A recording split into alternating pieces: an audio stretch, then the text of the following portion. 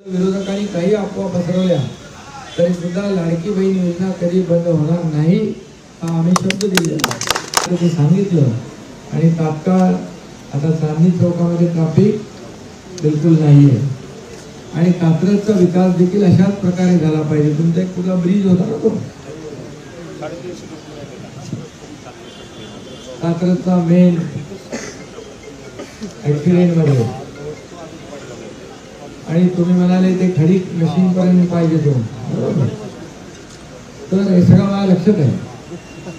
आणि म्हणून ज्या विश्वासाने तुम्ही लोक आलेला आहात इकडे तर म्हणजे हिंदुहृदय सम्राट बाळासाहेब ठाकरे धर्मवीर आनंदीगे साहेब यांची विचारधारा घेऊन आपण पुढे चाललो। आणि त्यांचं काय होतं समाजकारण आणि 80% समाजकारण म्हणजे विकास आणि 20% राजकारण म्हणजे त्या समाजकारणाला पुढे नेण्यासाठी राजकारण आणि 100% समाजकारण।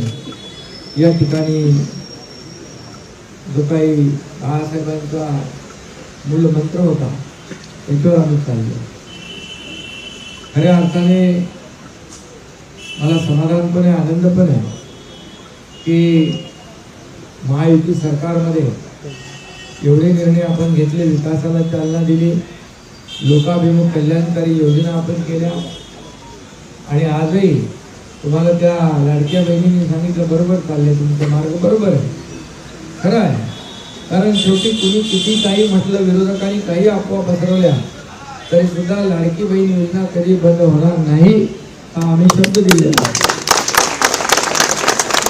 आणि जे जे शब्द आम्ही दिले ते शब्द पूर्ण करण्याचं काम आम्ही करणार आहोत।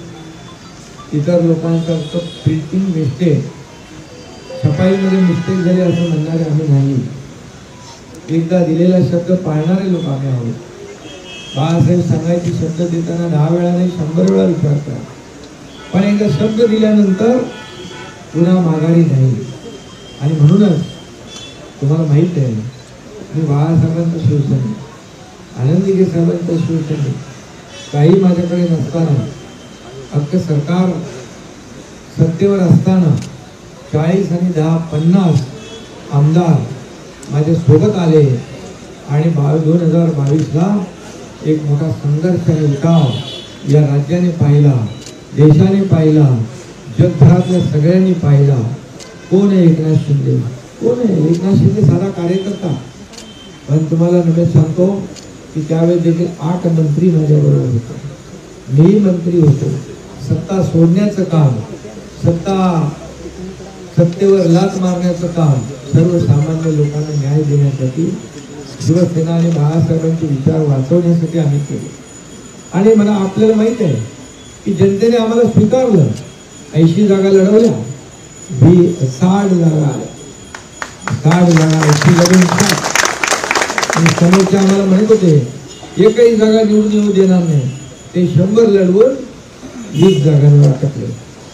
मी तेव्हा म्हणालो होतो पहिल्याच सभेत आपल्या विधानसभेच्या अधिवेशनात मी आणि देवेंद्रजी मिळून 200 जागा निवडून आणू, 200 पेक्षा जास्त, 200 पेक्षा जास्त जागा निवडून नाही आणल्या तर गावाला शेती करायला जाईन हे म्हणणारा एकनाथ शिंदे आहे आणि दिलेला शब्द पूर्ण करणारा एकनाथ शिंदे आहे। आणि महाराष्ट्राला माहित आहे आणि म्हणून तुमचा विकास आराखडा जो आहे खरं म्हणजे तुम्हाला विकास पाहिजे। काय पाहिजे तुम्हाला? तुमच्या भागाचा विकास पाहिजे। जसं इतर भागाचा विकास झाला तसं तुमचा विकास झाला पाहिजे। तुमचं कात्रज देखील मुख्य प्रवाहात आलं पाहिजे। तिथल्या शेतकऱ्यांना, भूमिपुत्रांना, गावकऱ्यांना न्याय मिळाला पाहिजे। याच्यासाठी तुम्ही लढताय, तुम्ही वैयक्तिक काहीच मागत नाही। आणि म्हणून तुमचं काम बघून मी मुख्यमंत्री असताना तिथं आलो होतो। आणि म्हणून आज मी तुम्हाला एवढंच सांगतो की विकास आराखडा असेल, तिथली वाहतूक कोंडी असेल, तिथले अनेक प्रश्न असतील, जे लोकांच्या हिताचं आहे तेच आम्ही करणार। पाण्याचा विषय जो आहे, जे लोकांना पाहिजे, ज्या मूलभूत सोयी सुविधा घेण्याचा अधिकार तुमचा आणि देण्याची जबाबदारी आमची आहे। आणि म्हणून या ठिकाणी मी आपल्याला मनापासून जास्त काही मी सांगत नाही, मी जास्त बोलत नाही, करून दाखवतो। आणि माझा कार्यक्रम करेक्ट कार्यक्रम असतो तो. त्यामुळे आता तुमच्या पाठीशी मी उभा आहे 100% आणि खंबीरपणे. शिवसेना बाळासाहेबांच्या विचारांची आहे. धनुष्यबाण आपल्याकडे आहे, सगळं आपल्याकडे आहे, जनता आपल्याकडे आहे. रोज प्रत्येक जिल्ह्यातले तालुक्यातले लोक इथे येत आहेत, शिवसेनेमध्ये सामील होत आहेत, शिवसेनेवर विश्वास दाखवत आहेत. याचं कारण काय? याचं कारण एवढंच आहे की त्यांना माहीत आहे की एकनाथ शिंदे दिलेला शब्द, त्याचा शब्द म्हणजे काळ्या दगडावरची बगळी रेष. म्हणून लोक येतात. उदय सामंत तुमच्या संपर्कात आहे, राम आहे आणि कोण आहे अजून कोण आहे त्यांच्या त्याचं आहे. आणि म्हणून उदय सामंत आणि यांना पण मनापासून मी धन्यवाद देतो. आणि आपल्याला मी सांगतो की मी हा डायरेक्ट भेटणारा माणूस, माझा ॲक्सेस कंट्रोल नाही, डायरेक्ट ॲक्सेसेबल आहे. आणि त्यामुळे मी साधा माणूस आहे. मी CM होतो तेव्हाही म्हणायचो मी कॉमन मॅन आहे. CM म्हणजे कॉमन मॅन. आता DCM आहे.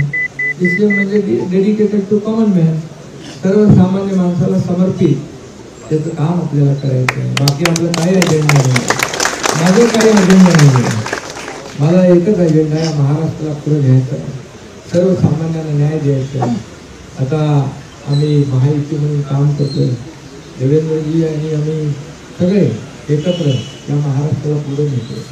खऱ्या अर्थाने टीम आमची जी आहे की या टीमचा अजेंडा एकच आहे, विकासाचा अजेंडा. जो तुमचा अजेंडा आहे तोच आमचा अजेंडा. त्यामुळे आपण एकाच स्टेजवर आहोत आणि एकाच भूमिकेमध्ये आहोत. आणि म्हणून तुमचं मी मनापासून स्वागत करतो. संघटन वाढवण्याचं काम तुम्ही कराल हा विश्वास मला आहे. कारण शेवटी संघटन शिवसेना बळकट झाली, तिथल्या लोकांना न्याय मिळेल. आणि म्हणून मला आनंद आणि समाधान पण आहे की ज्या दिवशी मी मुख्यमंत्री झालो त्या दिवशी मी ठरवलं की मुख्यमंत्रीपदाच्या कार्यकाळामध्ये जेवढे निर्णय सर्वसामान्य लोकांच्या हिताचे घेता येतील, शेतकरी असतील, कष्टकरी असतील, वारकरी असतील, लाडक्या बहिणी, लाडके भाऊ, ज्येष्ठ सगळ्यांसाठी निर्णय आम्ही घेतले.